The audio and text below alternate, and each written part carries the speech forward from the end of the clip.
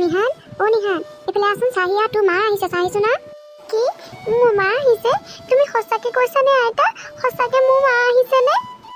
আকৌ অকৰাটো সঁচাকে কৈছো, আকৌ মিছানো কিয় মাতিম, হয়নে? আছোন চাহিয়া। আইতা, আইতা ক'ত আছে মোৰ মা? এয়া তোৰ ভাগৰ মা। এয়া তুমি কি কৈছা আইতা? এয়াতো মোৰ ভাগৰ মা নহয়। চব জানিও তই অকৰালিখন কিয় কৰিছ নিহান? তই জানই দেখোন আজি 3 মাহ মানৰ আগতে তোৰ মায়ে এই সংসাৰ এৰি থৈ গুচি গৈছে। তাৰ পাছতে তই মাকে কিয় আছ বাৰু? এই আছা, তোৰ কাৰণে মই বেলেগ মা এজনী আনিছো নহয়। এয়া মাকে তই নিজৰ মা বুলি ভাবিবি। নিহান বেটা, আজিৰ পৰা তুমিয়ে মোক নিজৰ মা বুলি ভাবিবা।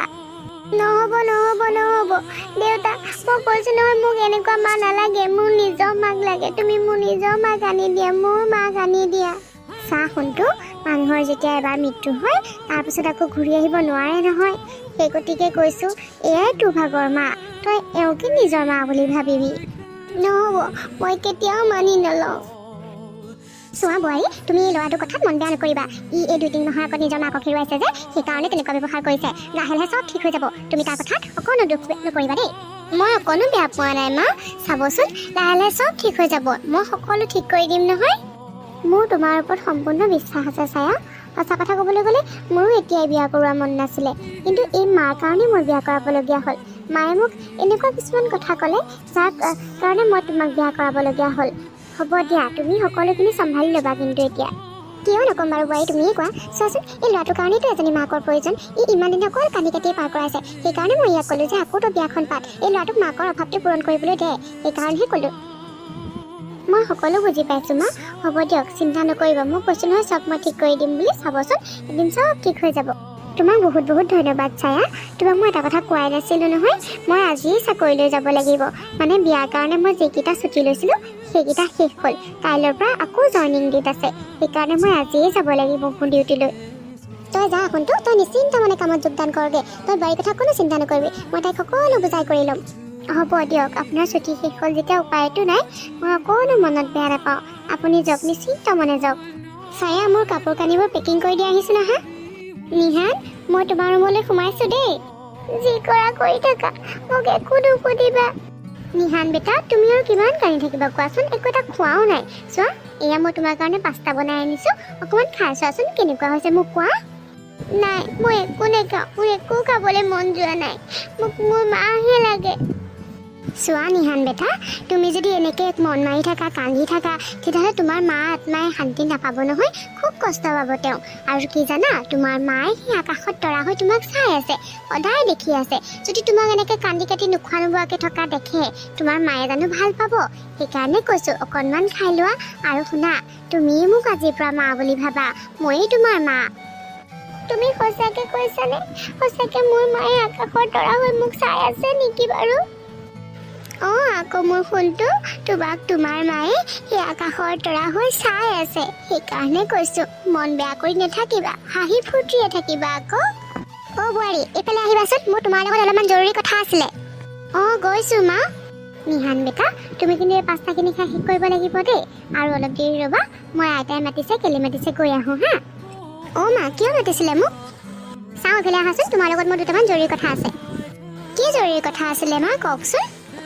হেৰি নহয় বোৱাৰী, তুমি এই গহনাবোৰ যে পিন্ধি আছা, এই গহনাবোৰ মোৰ হাতত দি দিয়া। মানে এই ইয়াত চোৰৰ কোবটো বেছি যে, সেইকাৰণে মই ধুনীয়াকৈ সামৰি থওঁগৈ। আৰু যেতিয়া তোমাক প্ৰয়োজন হ'ব তেতিয়া মই তোমাক দি দিম। মা, এই চোৰে সপাই মোৰ ওচৰৰ পৰা নিব পাৰিলেও আপোনাৰ ওচৰত নিব নোৱাৰিব নে কি? এই চোৰ যদি আহে, আপোনাৰ ওচৰত থাকিলেও নিব, মোৰ ওচৰত থাকিলেও নিব। সেইকাৰণে মোৰ ওচৰতে থাকক দিয়ক, একো নহয় নহয়। মই মা ঘৰৰ পৰা অনা গহনাখিনি আপোনাৰ হাতত কেলৈ দিম আকৌ? আৰু এনেও এয়া মোৰ আইতা ভাগৰ চিন, মই মোৰ ওচৰতে ৰাখিম দিয়ক মা, আপুনি বেয়া নাপাব। মই বেয়া নোপোৱা নহয় বোৱাৰী, বেয়া পাইছে। হ'ব দিয়া, তুমি বাৰু মোৰ প্ৰথমটো প্ৰস্তাৱ নাকচ কৰিলা, এতিয়া দ্বিতীয়টো প্ৰস্তাৱ শুনা।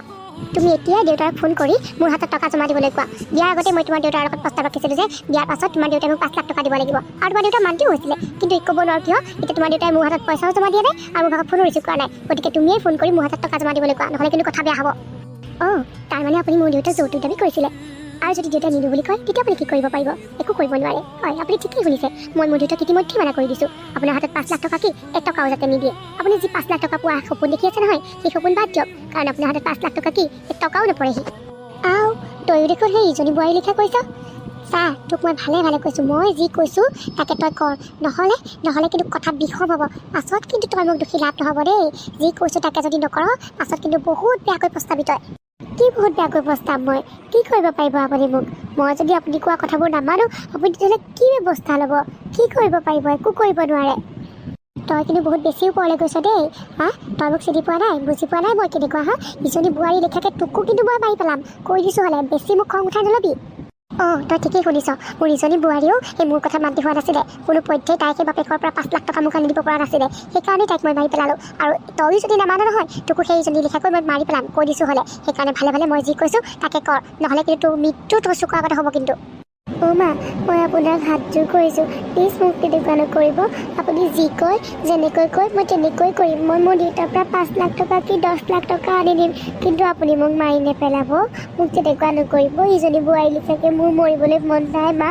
মোক আপুনি প্লিজ একো নকৰিব এয়াহে মোৰ আচল বোৱাৰী শুন তই যদি মোক টকা আনি দিব পাৰ তেতিয়াহ'লে মই তোক একো নকৰোঁ হ'ব মা মই আজিয়ে দেউতাক ফোন কৰি আপোনাক টকা দিবলৈ ক'ম কি হ'ল ছায়া তুমি যে মোক ফোনত ইমান লৰালৰিকৈ মাতিলা কিয় জানানে মই অফিচটো দূৰৰে কথা ৰুম গৈও নাপালোঁগৈ মই আধা বাটৰ পৰাই ঘূৰিবলগীয়া হ'ল ইমানো কি প্ৰয়োজনীয়তা আছিলে ইমান যে লৰালৰিকৈ মাতিলা তুমি মোক আপুনি অকণমান ধৈৰ্য ধৰকচোন মই সকলোখিনি খোলাখুলিকৈ ক'ম অঁ কি হ'ল ফোনটো তই যে আকৌ ঘূৰি আহিলিগৈ কিহৰ কাৰণে ঘূৰি আহিলি তই জানো পাই কি হৈছে মা ছায়ে মোক ইমান লৰালৰিকৈ ফোন কৰি মাতিলে মই অফিচ গৈ নাপালোঁগৈ ৰুম গৈও নাপালোঁগৈ আধা বাটৰ পৰাই ঘূৰি আহিলোঁ কিনো হৈছে জানো ছায়াহে জানিব আমাৰ থানালৈ ইয়াৰ পৰা ফোন গৈছিলে কোনে কৰিছিলে বাৰু ফোনটো ছাৰ ভালেহি আপোনালোকৰ থানালৈ ময়ে কৰিছিলোঁ ফোনটো ছাৰ তুমি এইবোৰ কি কৈছা ছায়া তুমি ফোন কৰিছিলা থানালৈ কি কাৰণে কি হৈছে তোমাৰ মই আপোনাক কৈছোঁ নহয় আপুনি অকণমান ধৈৰ্য ধৰক মই সকলোখিনি খোলাখুলিকৈ ক'ম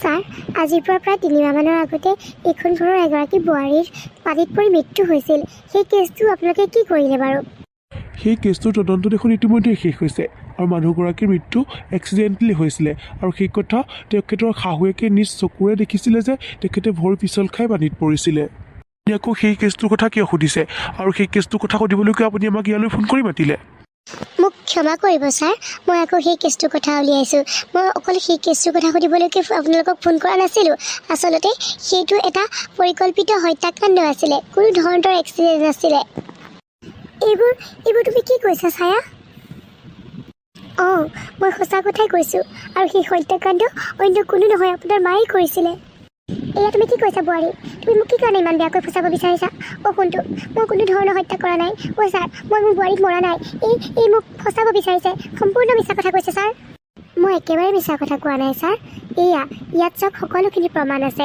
মায়ে যেতিয়া নিজ মুখেৰে এই কথাখিনি মোৰ আগত কৈছিলে তেতিয়া মই মনে মনে কেমেৰা কৰি থৈছিলোঁ কিন্তু মায়ে কোনো ভোকে পোৱা নাছিলে এয়া চাই লওক আপুনি মই সকলো সত্য কথা কৈছোঁ আপুনি সকলো সত্য কথা কৈছে আৰু তাৰ প্ৰমাণ ইয়াত আছে হেৰি আপুনি ব'লক আমাৰ লগত যাব লাগিব এতিয়া জেলৰ ভিতৰত সোমাই কাক কেনেকৈ হত্যা কৰিব পাৰি তাৰ পৰিকল্পনা কৰিব অ' শুনটো তই মোক ক্ষমা কৰি দে মই লোভৰ কাৰণে সকলোখিনি কৰিছিলোঁ মই বৰ বেয়াকৈ পাপ কাম কৰিলোঁ তই মোক ক্ষমা কৰি দে তই মোক বচা শুনটো বচা তুমি এগৰাকী মা হৈ কেনেকৈ নিজৰ সন্তানৰ লগত এনেকুৱা কাম কৰিব পাৰিলা মই তোমাক কোনো ধৰণে সহায় কৰিব নোৱাৰোঁ আৰু ইয়াৰ শাস্তি তুমি পাবই লাগিব তেতিয়াহে তুমি অনুতপ্ত হ'ব পাৰিবা হেৰি কি চাই আছে এতিয়া ব'লক সোনকালে আমাৰ লগত তুমি নোহোৱা হ'লে মাৰ এই পাপ কাপবোৰ আজীৱন লুকাই থাকিলেহেঁতেন আপুনি এতিয়া দুখ কৰি থাকিব নালাগে আপোনাৰ প্ৰথমগৰাকী পত্নী মোৰ প্ৰিয় বান্ধৱী আছিলে আৰু তাইৰ মৃত্যুৰ পূৰ্বেই মোক সকলোখিনি কথা ফোন কৰি কৈ থৈ গৈছিলে আৰু সেই হেতুকেই মই আপোনালৈ বিয়া হৈছিলোঁ যাতে আপোনাৰ মাৰ কথাবোৰ সম্পূৰ্ণৰূপে পুলিচৰ আগলৈ আনিব পাৰোঁ আৰু মই মোৰ প্ৰিয় বান্ধৱীগৰাকীক ন্যায় দিব পাৰোঁ তোমাক বহুত বহুত ধন্যবাদ ছায়া অ' দেতা তুমি আকৌ আহিলা অঁ শুনটো মই আকৌ আহিলোঁ ভালেই কৰিলা দিয়া তোমালোকে যে কৈছিলা মোৰ এই নতুন মাক মই মোৰ নিজৰ মা বুলি ভাবিব লাগে বুলি মই এটা চৰ্ততহে ভাবিম কি চৰ্ত শুনটো তুমি মোক প্ৰমিছ কৰিব লাগিব যে তুমি মোক আৰু দেউতাক কেতিয়াও এৰি থৈ নোযোৱা অ' শুনটো মই তোমাক প্ৰমিছ কৰিছোঁ যে মই তোমাক আৰু তোমাৰ দেউতাক কেতিয়াও এৰি থৈ নাযাওঁ আমি আটাইকেইটা সদায় একেলগে থাকিম হাঁহি ফূৰ্তিৰে থাকিম হ'ব হ'ব